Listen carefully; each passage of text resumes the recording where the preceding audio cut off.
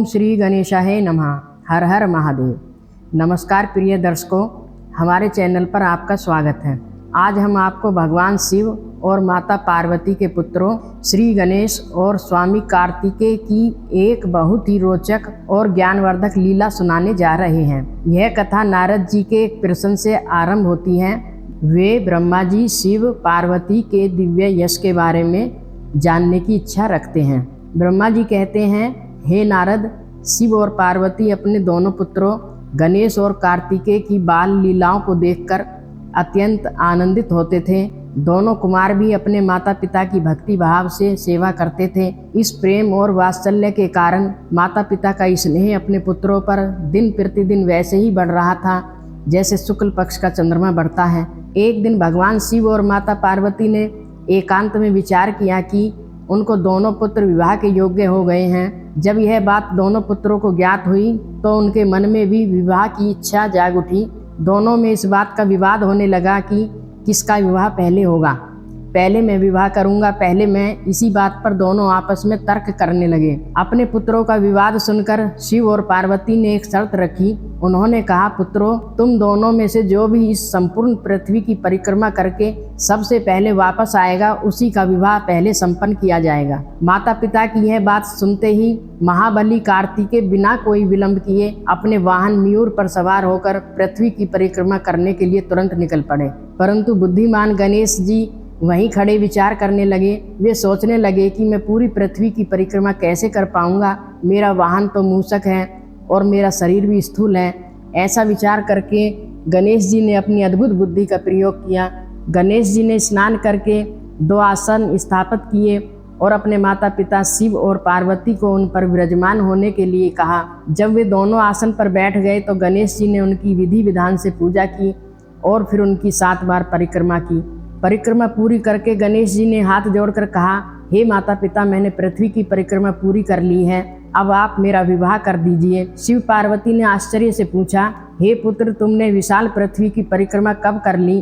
तब गणेश जी ने उत्तर दिया, हे माता पिता, वेदों और शास्त्रों में कहा गया है कि जो पुत्र अपने माता पिता की पूजा करके उनकी परिक्रमा करता है उसे संपूर्ण पृथ्वी की परिक्रमा का फल प्राप्त हो जाता है। पुत्र के लिए तो माता पिता के चरण ही सबसे बड़े तीर्थ हैं। गणेश जी के ऐसे ज्ञानपूर्ण और तर्क संगत वचन सुनकर शिव और पार्वती अत्यंत प्रसन्न और विस्मित हुए। उन्होंने कहा, बेटा, तुमने जो कहा है वह बिल्कुल सत्य है। जिसके पास बुद्धि है वही वास्तव में बलवान है। यह कहकर उन्होंने गणेश जी के विवाह की बात मान ली। इसके बाद प्रजापति विश्वरूप की 2 सुंदर कन्याओं सिद्धि और बुद्धि के साथ भगवान गणेश का विवाह बड़े ही धूमधाम से संपन्न हुआ।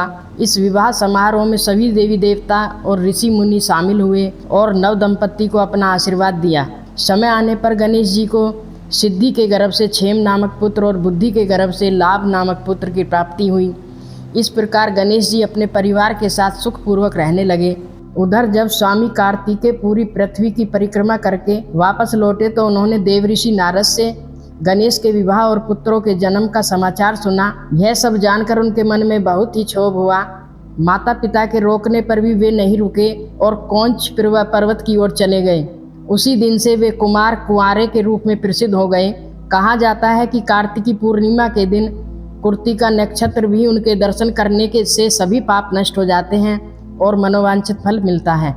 पुत्र के वियोग में माता पार्वती बहुत दुखी हुई। तब भगवान शंकर प्रिया को सुख देने के लिए अपने एक अंश से उस पर्वत पर मल्लिकार्जुन नामक ज्योतिर्लिंग के रूप में स्थापित हो गए। वे आज भी माता पार्वती के साथ वहाँ विराजमान हैं और भक्तों के मनोरथ पूर्ण करते हैं। ब्रह्मा जी कहते हैं, हे नारद, यह दिव्य आख्यान सभी पापों का नाश करने वाला, कीर्ति, आयु और सुख को बढ़ाने वाला है।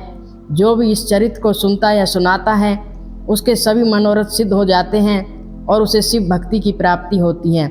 प्रिय श्रोतागणों, रुद्र संहिता चतुर्थ कुमार खंड आज समाप्त हो चुका है। अगर ये वीडियो आपको पसंद आया है तो तुरंत लाइक बटन दबाएं, इसे अपने दोस्तों के साथ शेयर करें और आप हमारे चैनल धर्म कथा संसार को सब्सक्राइब करके उस बेल आइकन पर क्लिक करें ताकि हमारी हर नई कहानी सीधे आप तक पहुँचे। धन्यवाद और अगली बार फिर मिलते हैं। हर हर महादेव।